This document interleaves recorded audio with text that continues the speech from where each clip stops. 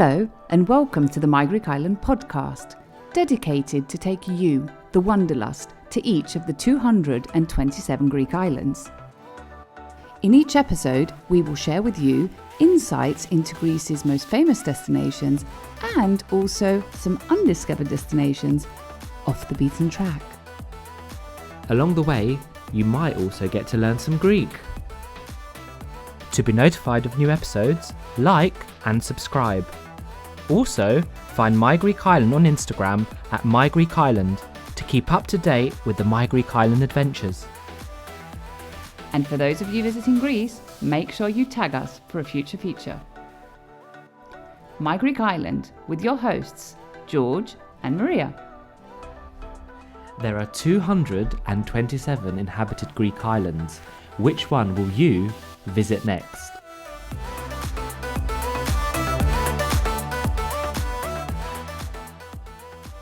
Without further ado, let's get into our first episode.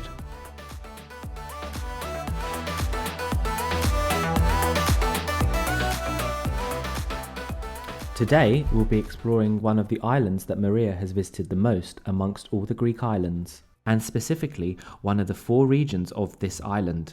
Have you guessed it yet? This island is Crete, or in Greek, Crete, and the region is Chania.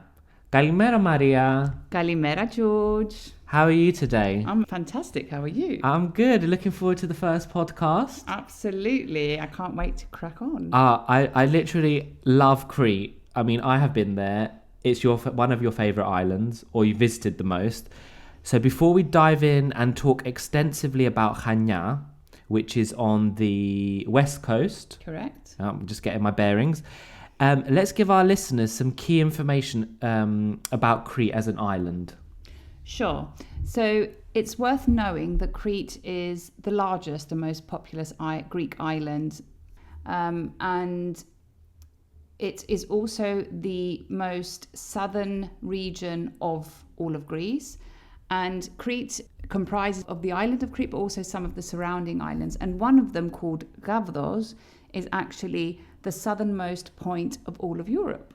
Really? It is indeed. Wow, I didn't know that, and that is not a lie. We should probably do another episode about Gavdos, as it's that is definitely an off the beaten track island that we should. We like off the beaten track. We do indeed. Yep. So I think the next thing to note about Crete is that the island is divided into 4 main regional units. So starting from west to east, those are Chania, which we will be talking about today, Rethymno, Iraklio, which is the capital city, and Lassithi. Now, an interesting thing about Crete is that the island offers 3 airports, 2 of which are international airports, and that would be the airport in Chania and the airport in Iraklio.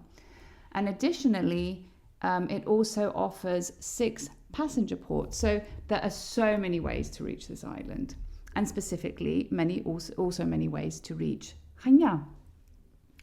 Now, the island's economy is based mainly on tourism and agriculture, and it's considered to be one of the only islands in Greece which can be self-sustainable because they produce a lot of goodies. And it's also considered to produce some of Greece's best products. Have you tried the products? Have they been tried, tested? Of course, absolutely. My Greek Island verified? My Greek Island verified, Okay, George. okay. But I think it's worth also noting that Crete has also produced, and I'm putting produced in inverted commas, some of the most intellectual Greeks in history. Who's that? Oh, there are so many. For example, the painter El Greco, the singer Nana Mouskouri, but also one very close to my heart, a worldwide known writer called Nikos Kazantzakis, who has been nominated 9 times for the Nobel Prize in Literature. And recently, I had one of his quotes engraved on a ring, custom made for me by a Greek designer and a loved designer called Margarita Meitani. The quote is, "You have the brushes, you have the colors, paint paradise, and step inside. That's quite deep. It is very deep. That is very. I mean, I'm not one for quotes, but this one, it's quite good. Yeah, it's quite good. Quite good. It's very good. Very good. Very good. Very good. Okay, so we've given a bit of an introduction to Crete. But today, the island is so big, we are only focusing on the region of Chania, which is in the west. So give us a bit of an introduction to Chania, maybe the pronunciation, because some people see it and think it's Chania. Yeah, so it can be written Chania or Hania.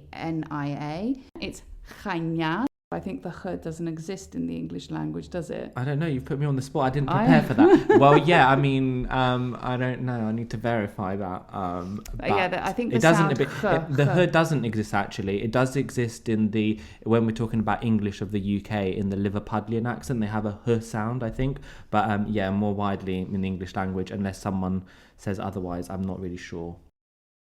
Now, just before we get into more of the nitty-gritty, I want to also say that Chania is a destination you can visit multiple times and still feel the urge to return.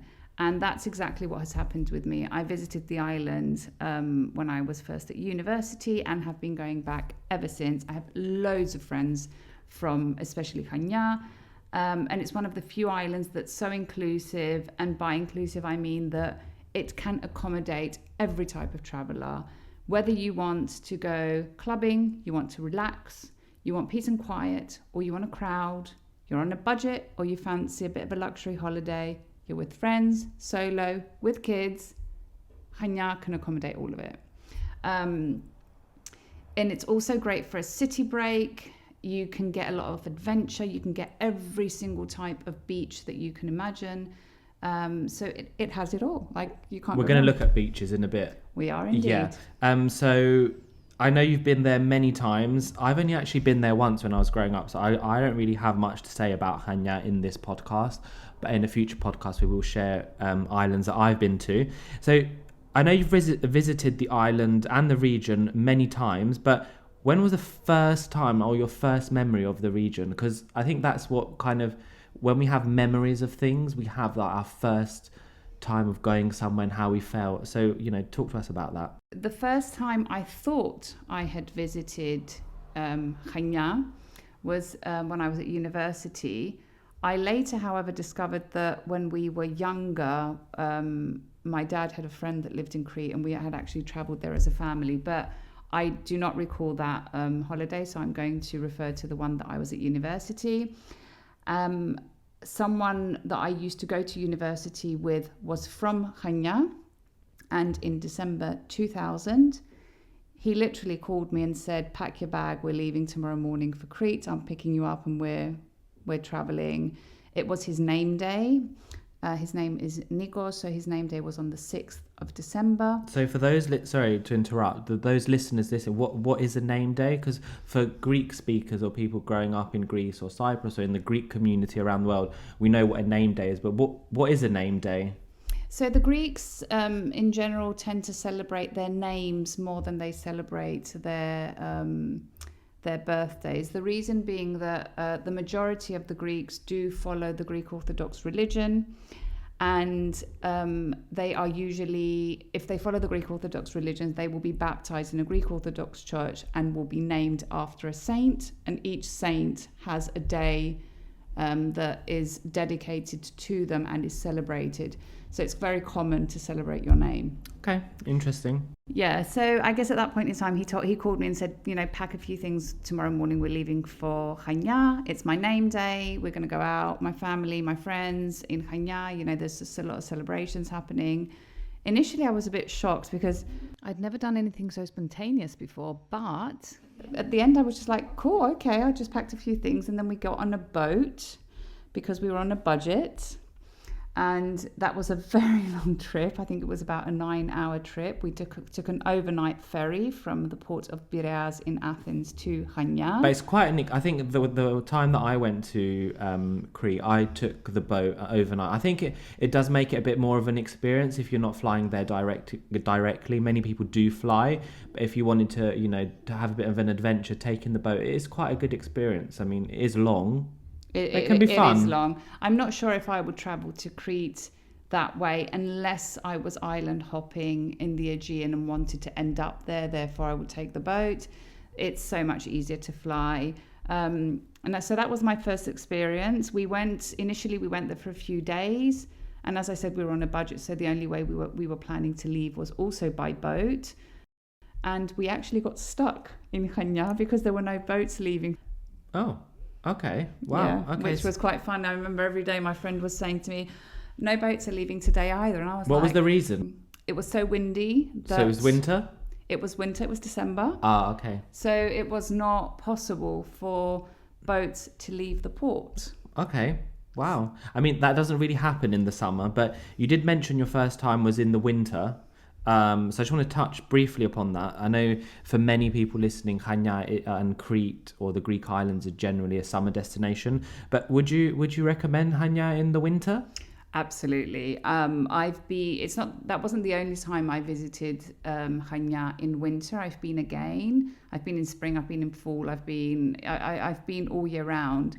I have been in winter. It is very fun, and I think the only thing to bear in mind is that you might not be able to fly directly to the international airport during the winter months, and might need to get a connecting flight via one of the big cities in Greece, for example, Athens or Thessaloniki. But otherwise, yeah, I would definitely recommend it. And especially in November, because of Crete's location in general, the island does tend to have an extended summer. So you can go in November and actually, if the weather is good, you can go to the beach. The sea is absolutely blissful during November. I think one of the things too, like a little disclaimer for people if they were to go in the winter, I think you would probably find that quite a lot of the tourist shops and maybe some of the tavernas might be closed. It's not in Chania. Okay. Not in Chania because there's so many locals that keep things going. Maybe in some of the more touristic parts of the region, some of them might be working on limited days or might shut. Yeah, but some of the hotels might be closed. Some of the big hotels by the beach, yes, but not the ones in the town. Okay. So in terms of Chania, who would you say is a target audience or type of people that would go? We briefly mentioned this before, and this is a brilliant thing about Chania, is that it's probably a destination that offers so much and can accommodate and fulfill so many different people's needs. I've been, as I said before, I've been so many times. I've been at many different stages in my life, and yet have experienced completely different holidays every single time. It's as if I was going to a different destination. So that's, I think, one of the charms that you can get in Chania. And it's also, even if you want to do a solo travel, it would be one of the destinations I would definitely recommend for solo female travel. Okay. Because it's a very safe place. It's a very friendly place. The Cretans in general, and especially the people from Chania, are very friendly and very hospitable. So you feel comfortable. Yeah. Oh, very good. So I think if you were on a dating profile, let's say, this would tick all the boxes. It would tick all the boxes. So Chania ticks all the boxes. It would definitely. I need to actually get myself there. Right, I think I need to take Maria, or Maria needs to take me to Chania sometime in the near future. So there is so much to do. How long do you think is a good amount of time to stay in Chania? A minimum of 5 days. I mean, there's so much to see, so much to do, and in 5 days you can barely see the most famous beaches, but not everyone can spend more than 5 days. I would say ideally a week, especially if it's your first time, but if we want a minimum number of days, I would say minimum 5 days. Minimum 5 days. And that's just for the region of Chania. That's not for Crete. To do the basic stuff. I think, a tip, I'm giving this tip, and I'm sure maybe you might cover it, but you can't do Crete in one go. It's such a big island. It is. It is very big. And you talked about the winter destination, but when's the best time to go for summer? Because we're in London, working in London, but we look forward to our summer trips and seeing some sun. So when is the best time to visit Chania for the sun? The best time to visit Chania is any time from May until September. Of course, avoid mid-July to mid-August if you want to avoid the peak of tourism and big masses of people. And sometimes there can be an increase in the price. Yes, of course. You do pay a premium to visit the region during that period. But my favorite time to go to Chania is definitely September. September is the end of August, September. If you don't have kids or have commitments for school or whatever. Exactly. So, and the reason being that the busy period is just starting to calm down. The weather is still great to enjoy the beach, but it's also slightly cooler than it is in August, which makes it more pleasant. You're not overheating. Nice. I don't like overheating. I know sometimes they get some heat coming from the Sahara. Is that true? Yeah, I think that happens. It can happen every now and again. It's very hot. Anyway, so Chania, how do we get around? Well, to maintain your independence and to move at your own pace, I'd definitely say by car. I think Greece and some of the islands are not famous for their public transport, and they're not. However, Chania does have public transport because we're talking about a region that has a university. It has a lot of locals, so there is public transport. But if you want to be able to see things at your own pace and full independence, exactly, definitely a rental car. But driving in Greece is not for everyone. But I mean, I don't really drive when I go to Greece. I let Maria drive. Deal with especially if you're going to down some beach roads that can be a bit risky. I like to be the nervous passenger. Yeah, I think that Chania does have better roads than your average Greek island. It definitely does have a better infrastructure. They have built a lot of new roads over the past years. So it is one of the easier islands to drive in, I guess. But the Cretans are known for being a bit of fierce drivers. So that's just something to bear in mind. Although I drive every time that I'm there and I've never encountered something severe. So just have your wits about you. Exactly. Okay, so I think for me, the interesting part I want to get to now, the real nitty gritty, is looking at some tips. So Maria, this is actually going to be one of my favourite parts of the podcast, is why I put you on the spot. And it's going to be quick fire questions. Well, I hope quick fire. We'll see how they evolve. About your experiences of Chania and on the islands, because you're a fountain of knowledge. So whenever anyone goes on holiday, we'll ask Maria, what do I need to do? Where do I need to go? So where would you stay in Chania? I would definitely stay in the old town because a lot of the stuff that you'll want to do after you've finished at the beach or you've finished your excursion, the majority of them are in the old town. So it's the perfect thing to park your car once you've come back to the hotel and then be on foot. Okay, what's the noise level in the old town?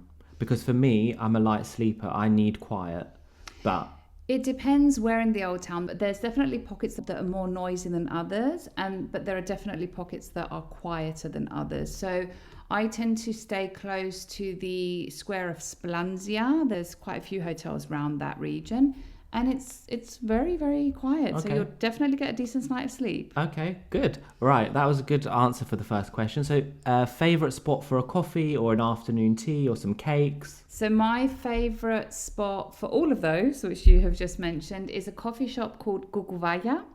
And the coffee shop is literally halfway between the airport and the old town.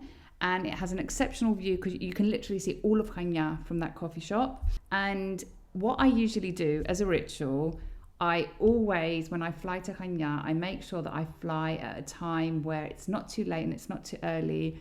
I pick up my car from the airport and I drive to Guguvaya. It's the first thing I do when I get there. I enjoy my coffee with some cake, absorb the view, look at Chania and get into that vibe. Okay, is it a good spot for a nice selfie?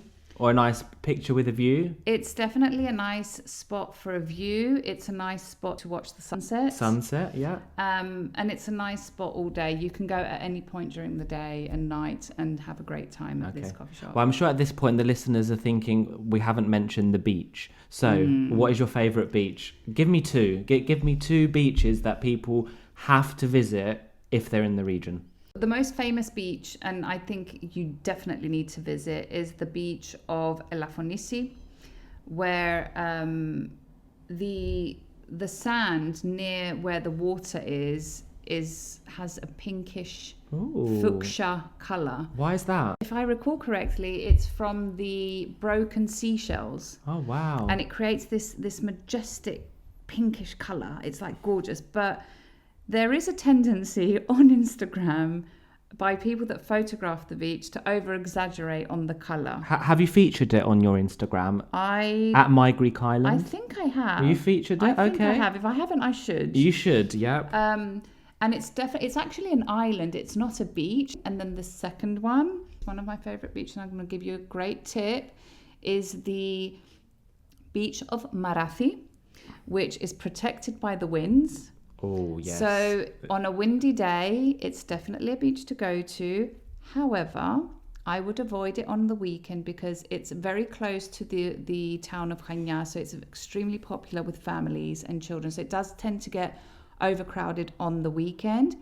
And for anyone that eats fish, there is an amazing tavern, a fish tavern, right on that beach called Patrelandonis, which is very popular with the locals. Well, I'm just getting visions of Greek summer. Like, I'm traveling there.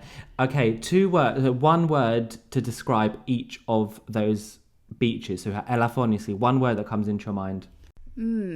I think I'm going to have to say iconic. And for the other beach, which I can't remember, Marathi. I want to say tranquil. Oh, tranquil. That's very romantic. Okay, so we've talked a bit about food. What's your top place for people to try? So there's two I'm going to mention. You're going to give two? I'm going to give two. You're giving two away today? I'm giving two away today. So the one is in the Old Town, which is a very, very traditional tavern. It's called Chrysostomos. And the menu is from the region of Sfakia. He cooks dishes based on recipes from that region. Oh, sounds very tasty, authentic. Very tasty, very authentic. Rustic? Yeah, it's also very rustic. It's quite meat dominated as a menu, but you can find vegetarian, and I'm hoping that they're accommodating vegans as well now. So that's option number one.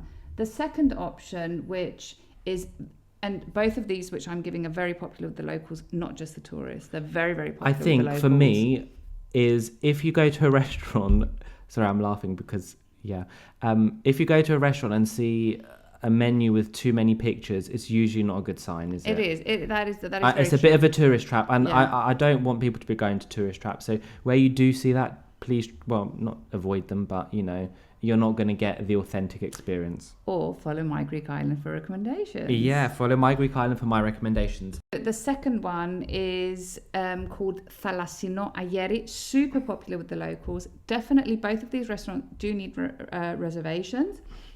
And the amazing thing about Philoxenia Ayeri is that it's based in the area of Tampakaria, and what's so amazing about this restaurant is its simplicity and authenticity of the setting. The food is exceptional. It's a bit more pricey compared to other restaurants in Chania, but it's definitely worth it. God, Maria, there's just so much info, and I know you've prepared, but that you just have so much knowledge. I mean, I don't know how you retain it all. Should we tell our listeners that are interested, they might want to get a full sort of plan to go to Crete? Is there anything available? There is. So I mean, obviously there would be. Of course, there would be. Absolutely. So there is an ebook that I have written, which is a 7-day itinerary of the best of Chania. So if it's your first time, or maybe not your first time, but you just want to experience the best of the best, authentic. And all authentic. I have specced it out over 7 days. Putting things in the best combination possible for each day without overdoing it. And what will people purchasing this receive? So you will receive a mobile-friendly ebook, which is complemented with an interactive map, which has pins for every single recommendation for each day, color-coded, etc. Very organized. Extremely organized. So we'll leave the link below the podcast so you. And can, there's a little checklist. There are checklists. There's loads of stuff. So there's loads. It will. For those people that are organized or unorganized, it's very good. Yeah. And it's on your phone. Not too much information, but enough that you'll need in order to plan your day. Tips and tricks constantly throughout the ebook, and little checklists, which you can tick off what you've done, but also the ability to take notes on the ebook. Amazing.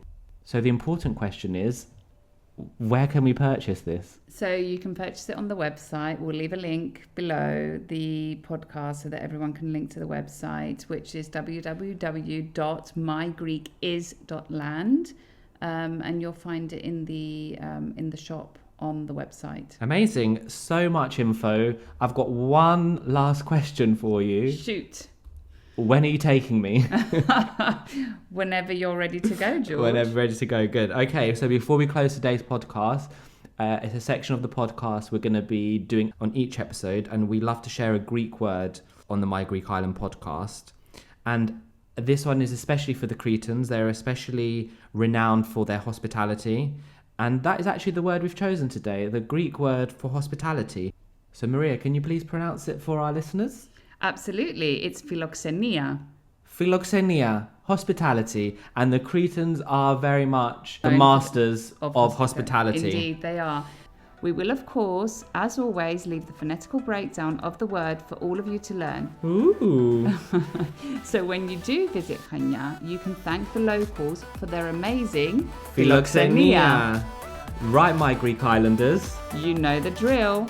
If you like this episode, don't forget to like and share the love with the My Greek Island community, where everyone is welcome. There they are. And don't forget to press that subscribe button so you're notified every time a new episode is released. And if you have any suggestions or requests for future episodes, make sure you drop into our DMs. Until then, see you later, or as they say in Greek, Ta leme.